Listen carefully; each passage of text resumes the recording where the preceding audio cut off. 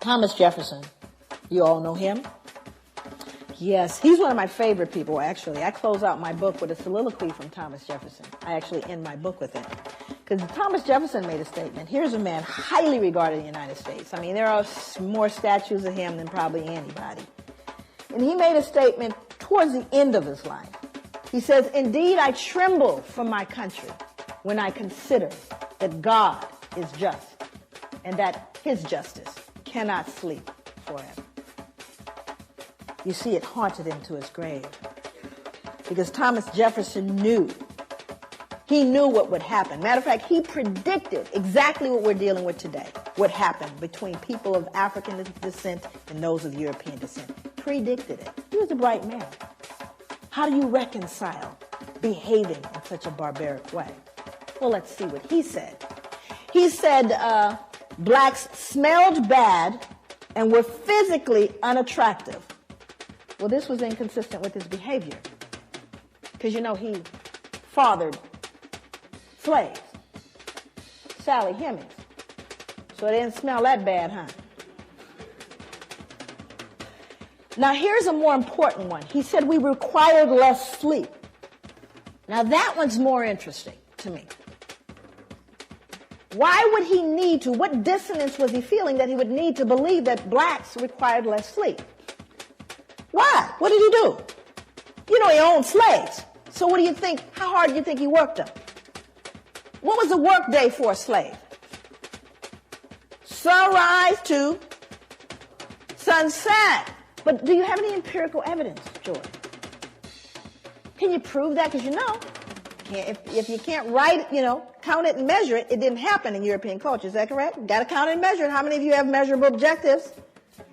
Measurable outcomes, you better measure it. I don't care if you tell them. Can you tell your boss really, truly, at the end of the year, we're doing better now? I've been to work every single day I've watched, and I can guarantee you we're doing better. Is that going to fly? That would be no. That means you have to count it and measure it. And if you didn't count and measure, it didn't happen.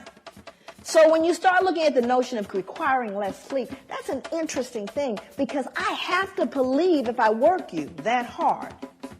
And boy, I got humbled when I found out how hard folks worked in the sugar plantations. Ooh-wee, I got humbled by how hard folks in the Caribbean would work. But what I decided to do is I looked at the Library of Congress. Most of my work over the 9 years that it took to write the book, 6 years of that was research. The other part of it had to do with doing interviews with elders and reading slave narratives, and there are thousands of them. This is just one taken from the Library of Congress. Sarah Gudger from North Carolina wrote, "Never know nothing but work, never knew rest, felt like my back was going to break." Just the gospel truth. Then I looked at what happened in the sugar plantations, and this was amazing.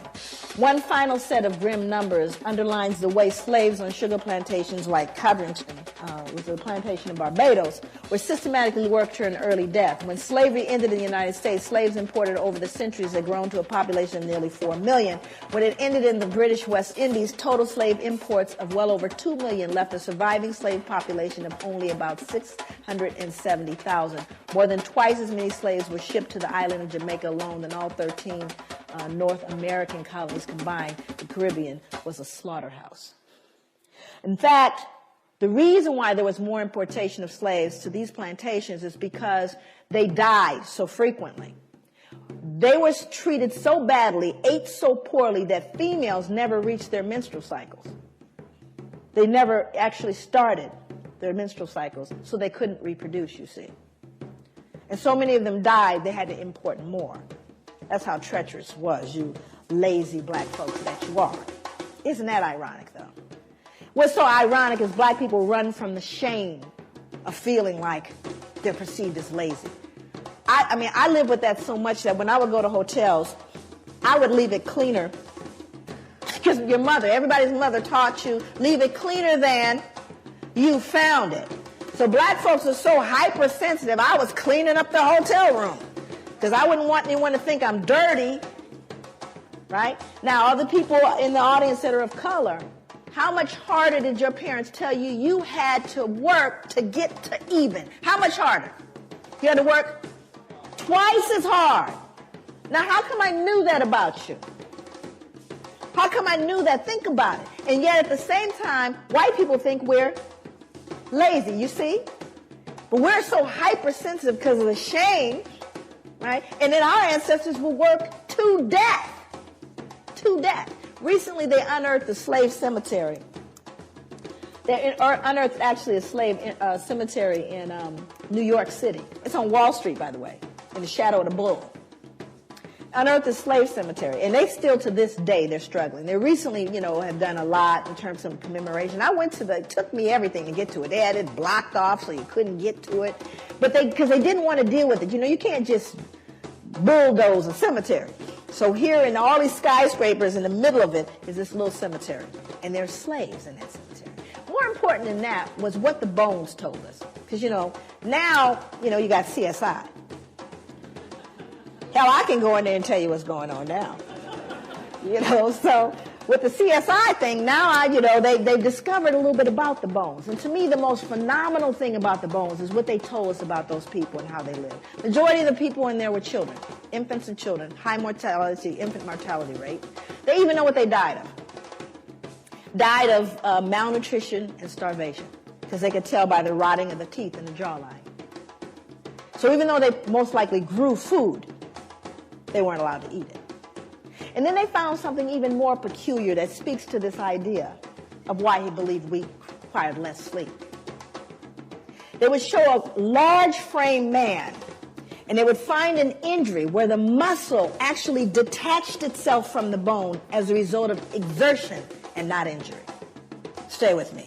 It detaches itself from the bone as a result of exertion. That means you work so hard, the muscle detached itself from the bone. You don't see those kind of injuries in contemporary society because no one's going to work that hard.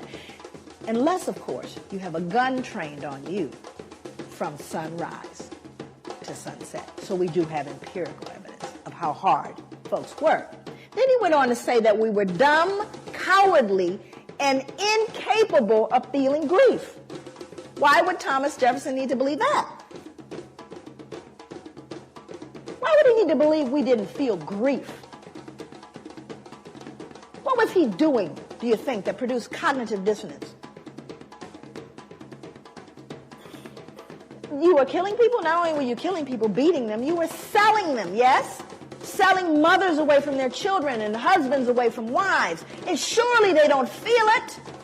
Because if they felt it, that would make them human like me.